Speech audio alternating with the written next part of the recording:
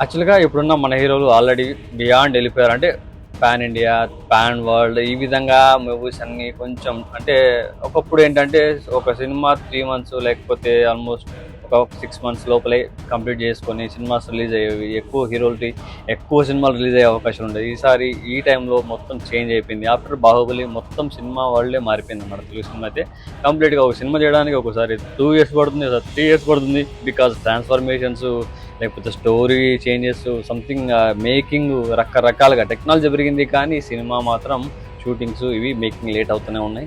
అలాంటి తరుణంలో మన ఎన్టీఆర్ గారు ఈ మధ్యనే అంటే లాస్ట్ 2 డేస్ నుంచి ఇది సోషల్ మీడియాలో వైరల్ అవుతా ఉంది.